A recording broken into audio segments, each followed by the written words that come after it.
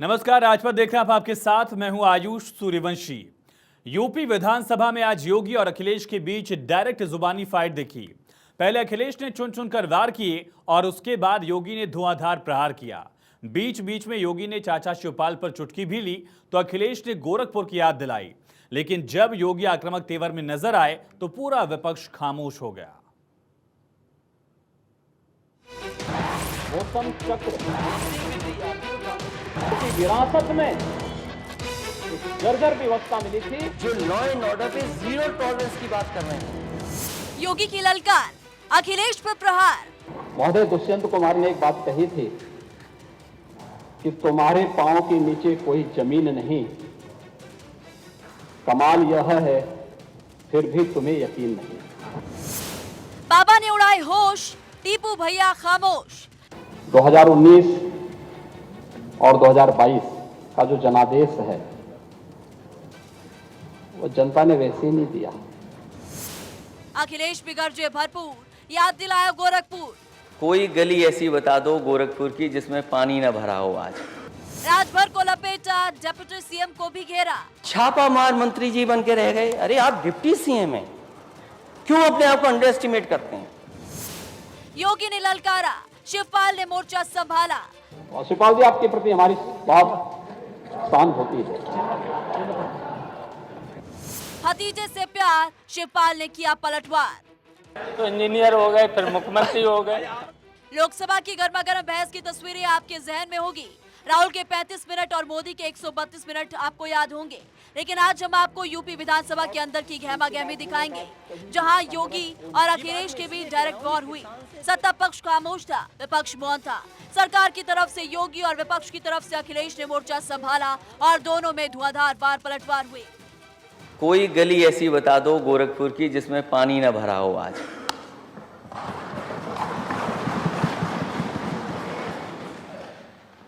कोई सड़क ऐसी है जिसमें पानी जल भराव न हुआ हो?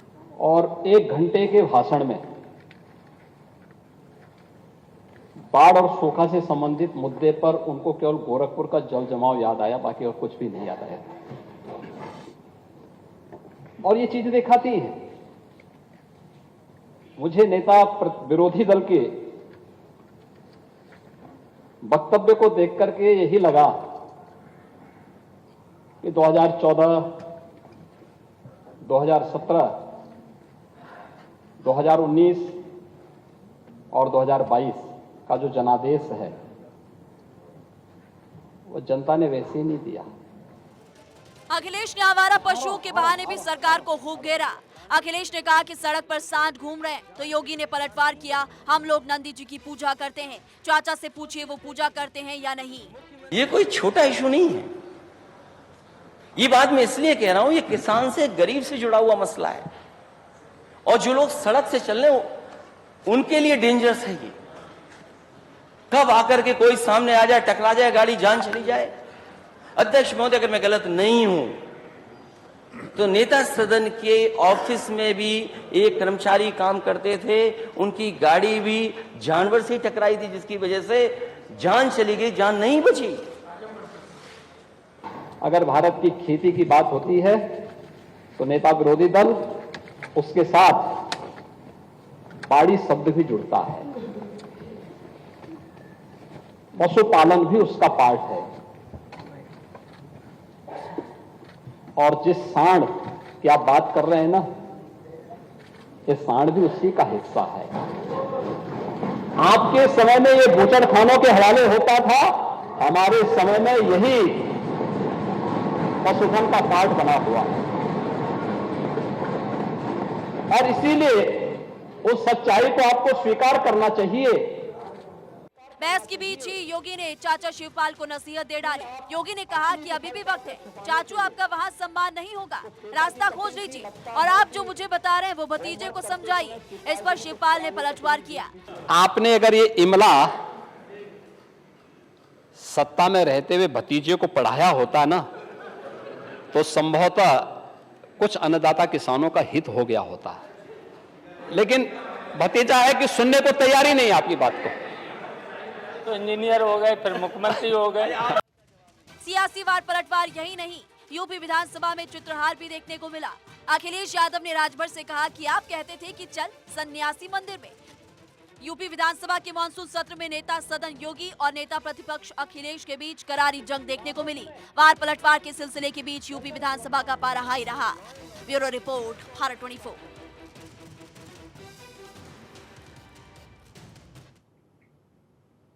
वहीं देश भर में आज से हर घर तिरंगा अभियान के तहत तिरंगा रैली का आयोजन किया जा रहा है। यह अभियान 15 अगस्त तक पूरे भारत में चलेगा। दिल्ली के प्रगति मैदान में बीजेपी की तरफ से भव्य कार्यक्रम का आयोजन किया गया, जिसमें बीजेपी के कई केंद्रीय मंत्री, सांसद और वरिष्ठ नेताओं ने शिरकत की। देश की शान तिरंगा, देश का अभिमान तिरंगा, हर दिल में अभियान, हर घर लहराए तिरंगा। कश्मीर से कन्याकुमारी तक हर घर तिरंगा अभियान। हर घर तिरंगा अभियान के तहत देश भर में तिरंगा रैलियां निकाली गई। दिल्ली में उपराष्ट्रपति जगदीप धनखड़ ने बीजेपी सांसदों की हर घर तिरंगा बाइक रैली को हरी झंडी दिखाई। इस रैली में केंद्रीय मंत्री जी किशन रेड्डी, अनुराग ठाकुर, शोभा करंदलाजे समेत कई सांसदों ने हिस्सा लिया।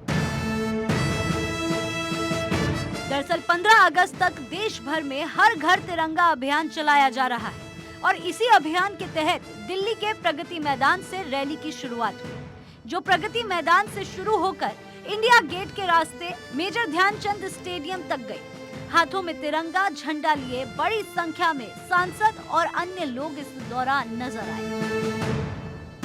केंद्रीय मंत्री अर्जुन राम मेघवाल ने इस दौरान कहा, हर एक नागरिक को 15 अगस्त और 26 जनवरी को अपने घरों में तिरंगा प्रदर्शित करना चाहिए। ये नागरिकों का कर्तव्य है। इस साल 15 अगस्त विशेष है क्योंकि ये आजादी का अमृत महोत्सव के समापन का प्रतीक है।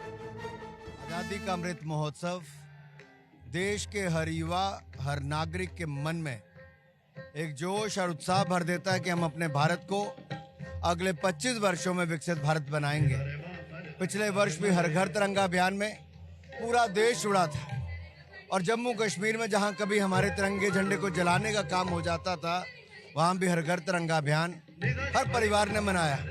तो आइए तिरंगा हाथ में लेकर आज बाइक रैली निकाले तो 15 अगस्त से हम अपने हर घर पर तिरंगा झंडा लहराते। एक नागरिक को 15 अगस्त 26 जनवरी को अपने घर पे तिरंगा फहराना चाहिए, नागरिकों का कर्तव्य। इस वर्ष 15 अगस्त बहुत विशेष इसलिए है कि आजादी के अमृत महोत्सव का समापन है, इसलिए प्रत्येक नागरिक अपने घर पे तिरंगा फहराए।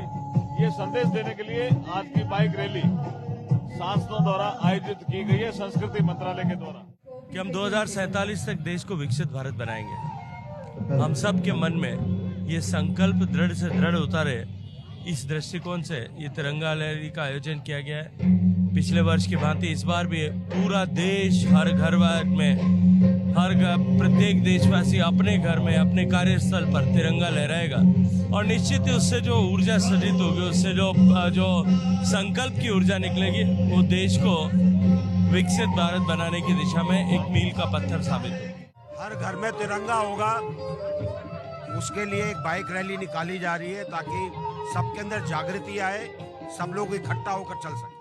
देखिए, ये राष्ट्रभक्ति का ज्वार हर लोगों में, हर घर तिरंगा, हर दिल में तिरंगा और हर लोगों के भाव राष्ट्रभक्ति से ओतप्रोत होकर के देश स्वाभिमान से, आत्मसम्मान से आगे बढ़े और इसका संकल्प लेकर के आज हम सब लोग पिछले साल के भांति हर घर तिरंगा, घर घर तिरंगा लहराने का जो आह्वान है 15 अगस्त के पहले, और 15 अगस्त का आन बान और शान से हम मनाएं और अगले 2047 का भारत कैसा होगा, यह जो प्रधानमंत्री जी ने खींचा है रेखा कि 15 अगस्त 2047 जब हम मनाएंगे तो ये देश पूरी तरह से वैभवपूर्ण हो जाएगा। आजादी के अमृत काल की वजह से इस बार का स्वतंत्रता दिवस कई मायनों में खास है। साथ ही देश में मेरी माटी मेरा देश अभियान भी चल रहा है। वहीं देश के कई राज्यों में स्कूली बच्चे भी तिरंगा यात्रा निकाल रहे हैं। पोस्ट ऑफिस पर लोगों को निशुल्क तिरंगा भी मिल रहा है। Bureau report, Bharat 24।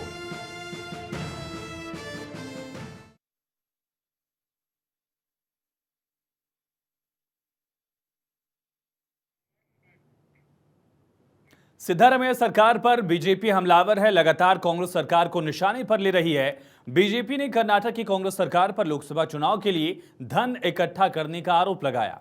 इसको लेकर बीजेपी ने अपने दफ्तर के पास तस्वीरें भी लगाई। इसमें एटीएम और कांग्रेस के दिग्गजों को दिखाया गया है। यही नहीं, प्रदेश में कांग्रेस सरकार और ठेकेदारों के बीच रस्साकशी हर दिन बढ़ती जा रही है। देखिए।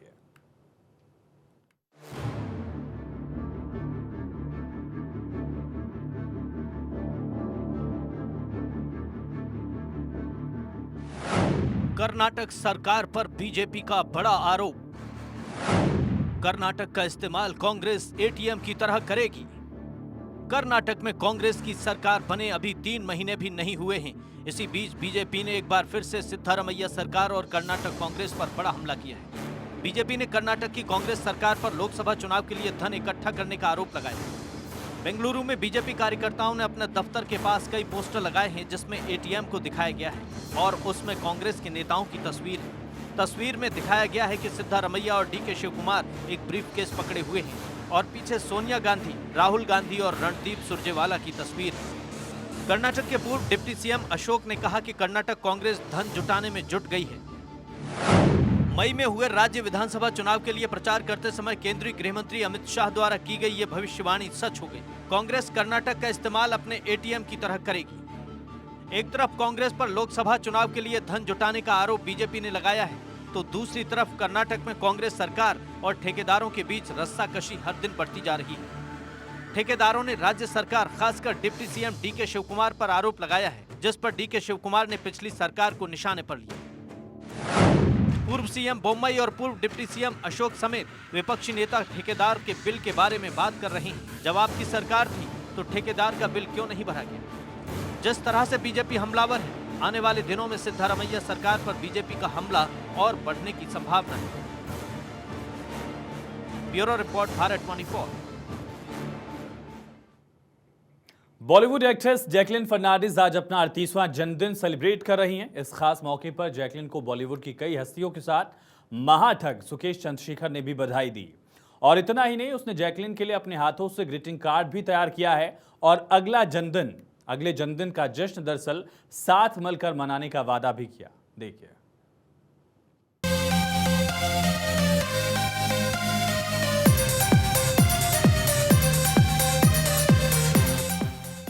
बॉलीवुड एक्ट्रेस जैकलिन फर्नांडिस अपना जन्मदिन मना रही हैं। इस खास मौके पर फिल्म जगत की तमाम हस्तियों और एक्ट्रेस के फैंस ने उन्हें जन्मदिन की बधाई दी। मगर इन सब के बीच जिस शख्स की बधाई ने मीडिया का ध्यान खींचा है, वो है महाठग सुकेश चंद्रशेखर। जेल में बंद सुकेश चंद्रशेखर ने एक बार फिर से जैकलिन को लव लेटर भेजा और उस लेटर में स्पेशल दिन पर बधाई दी है। इतना ही नहीं, उसने जैकलिन के लिए अपने हाथों से ग्रीटिंग कार्ड भी तैयार किया है।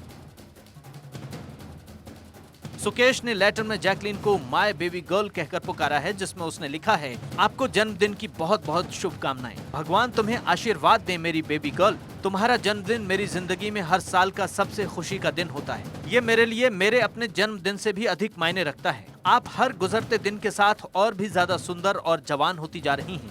मैं आपको बेहद याद कर रहा हूँ, आपको कोई अंदाजा नहीं है। सुकेश ने तो जैकलिन फर्नांडिस को वादा भी दिया कि वो अगले साल जैकलिन फर्नांडिस के साथ बर्थडे सेलिब्रेट करेगा। लेटर के आखिर में सुकेश ने लिखा, बेबी मेरी बोम्मा, आप एक सुपरस्टार हैं और बेहद खास हैं। आप अब तक की सबसे अच्छी चीज हैं मेरी जिंदगी में। इस दिन को संजोएं, केवल वही प्यारी मुस्कान चेहरे पर बनाए रखें। किसी और चीज के बारे में चिंता न करें। मैं यहाँ आपके लिए हूँ। जन्मदिन मुबारक हो मेरी बोम्मा, मेरी हनीबी।